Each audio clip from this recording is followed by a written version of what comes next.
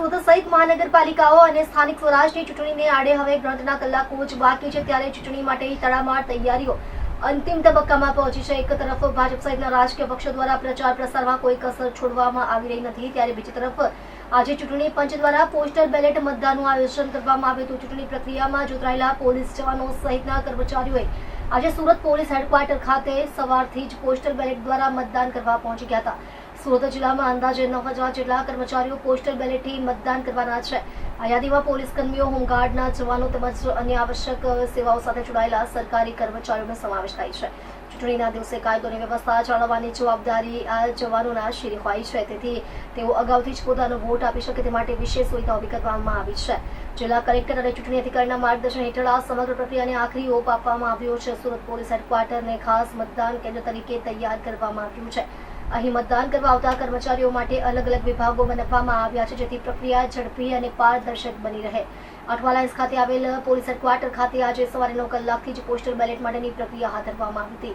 ચૂંટણીની તડામાર તૈયારીઓ વચ્ચે સુરક્ષા વ્યવસ્થા સાથે સંકળાયેલા જવાનો દ્વારા સવારથી જ ભારે ઉત્સાહ સાથે પોસ્ટલ બેલેટ કેન્દ્ર પર પહોંચ્યા હતા। અંદાજે સુરત જિલ્લામાં 9,000 જેટલા જવાનો કર્મચારીઓ દ્વારા પોસ્ટલ બેલેટ થકી મતદાનનો ઉપયોગ કરવામાં આવશે। દરેક મતદાર કર્મચારીની એન્ટ્રીથી લઈને બેલેટ પેપર જમા કરાવવા સુધીની તમામ હિલચાલ કેમેરામાં કેદ કરવામાં આવી રહી છે। કોઈ પણ અનિચ્છનીય બનાવ ન બને અને રાજકીય પક્ષોના પ્રતિનિધિઓ પણ પ્રક્રિયા પર નજર રાખી શકે તે માટે નિષ્પક્ષ વાતાવરણ તૈયાર કરવામાં આવ્યું છે। આગામી 26મી એપ્રિલના રોજ સુરત મહાનગરપાલિકા સહિત તાલુકા અને જિલ્લા પંચાયતની ચૂંટણીને પગલે વહીવટીતંત્ર દ્વારા તડામાર તૈયારીઓ શરૂ કરી દેવામાં આવી છે। આ દરમિયાન આજ રોજ સાંજે નિર્ધારિત સમય સુધી પોસ્ટલ બેલેટ મતદાન પૂર્ણ થયા બાદ આગામી મતગણતરીના સમયે સૌપ્રથમ પોસ્ટલ બેલેટ દ્વારા કરવામાં આવેલ મતદાનની ગણતરી કરવામાં આવશે। નમસ્તે, હું home guard commander doctor Praful Siroya. Surat મહાનગરપાલિકાની સામાન્ય ચૂંટણીમાં આજે પોસ્ટલ બેલેટ દ્વારા મતદાન મથક હેડક્વાર્ટર દ્વારે પોતે પોતાના મતનો અધિકાર આજે ખાસ કરીને પોલીસના જવાનો, અમારા હોમગાર્ડ્સના મિત્રો સાથે સાથે ટીઆરબીના મિત્રો પણ આજે પોતાનો મતદાન અધિકાર વ્યક્ત કરવા માટે કે આપવા માટે આજરોજ અહીંયા 22 અને 23 તારીખે આવવાના છે।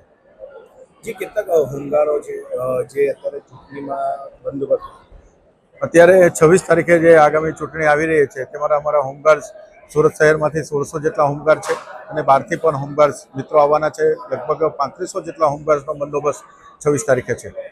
કેવા પ્રકારની વ્યવસ્થા રહેશે હોમગાર્ડો જવાનોની અને કેવી રીતે ચૂંટણી પ્રક્રિયા હાથ ધરવામાં? ચૂંટણી પંચ દ્વારા દરેક જે પણ વ્યક્તિઓ હોમગાર્ડ્સ બહારથી આવશે એમના માટે અહીંયા પોલીસ કમિશનર શ્રી દ્વારા રહેવાની, જમવાની બધી વ્યવસ્થા સારી રીતે થઈ શકે, કારણ કે એ લોકો 24 તારીખે અહીંયા આવી જશે અને 26 તારીખે જ્યારે મતદાન પૂરું થશે ત્યારે અહીંથી થશે થોડા હોમગાર્ડ્સ મિત્રો 28 તારીખે પણ જે મહેકમ ઓછું હશે તો રોકાવામાં આવશે। આજે બેલેટ પત્ર દ્વારા જે મતદાન કરવામાં આવ્યું એમાં કેટલાક હોમગાર્ડોએ આજે મતદાન કર્યું છે અને કેટલાક હોમગાર્ડ જે છે આવતીકાલે મતદાન કર્યું? આજે લગભગ દરેક અમારા 6 યુનિટ છે અને મહિલાઓના યુનિટ સાથે 7 યુનિટોમાંથી લગભગ 1100 જેટલા મતદાન પોતે હોમગાર્ડ્સ મિત્રો આજે મતદાન કરશે અને જે લોકો બાકી રહેશે એ લોકો આવતીકાલે 23 તારીખે પણ પોતાનું મતદાન કરશે। લોકોને શું સંદેશ?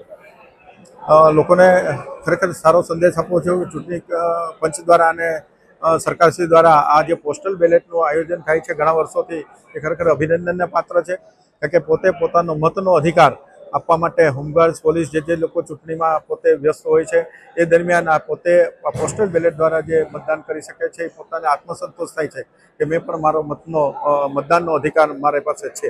નહીં તો પહેલાંના સમયમાં એવું થતું કે ચૂંટણીમાં વ્યસ્ત હોય તો પોતાનું મતદાન કરી શકતા નહોતા।